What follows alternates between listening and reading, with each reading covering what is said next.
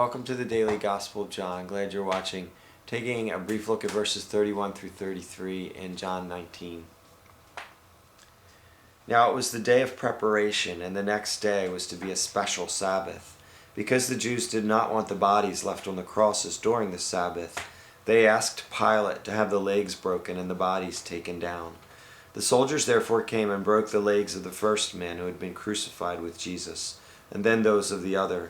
But when they came to Jesus and found that he was already dead, they did not break his legs. Okay, quite a brutal scene here.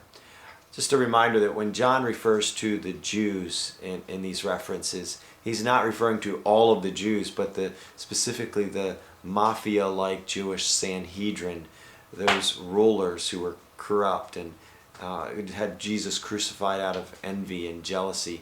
They're the ones he's referring to. Many of the common Jewish people loved Jesus and followed him. And so just wanted to clarify that.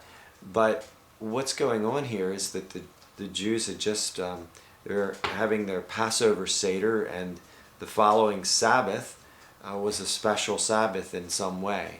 And they didn't want a bunch of dying men up on crosses to mar the mood of their holiday, I guess.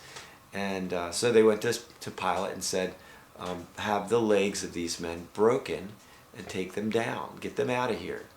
So crucifixion was brutal, and often people would die a very slow death, excruciating. We get our word excruciating from the word crucifixion. There would be the pain of the dislocated bones out of joint. There would be the pain, the searing pain of the spikes through the feet and the wrists. There would be the loss of blood, the exposure to the cold, the elements, to birds of prey, and thirst, dehydration. But often what would kill people the quickest would be suffocation, because when the arms would be dislocated and the body weak, the slumping down would compress the diaphragm and a person couldn't breathe.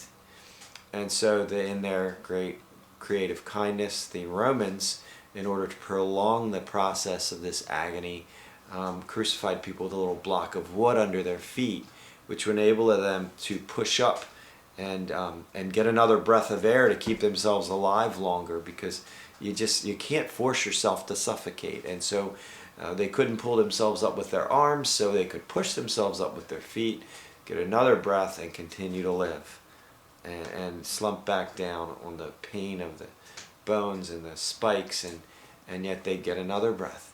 And so in requesting that their legs would be broken, it would disable them from being able to push up and get that breath. And they'd die pretty quickly. Horrible stuff that men create to destroy one another. My gosh.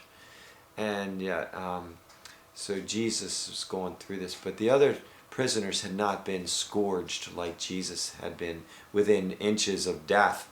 And so when they got to Jesus, they saw he had already died. We'll come back to that thought tomorrow, because there's some pretty amazing prophecies that tie into that as well. So thanks for watching. God bless.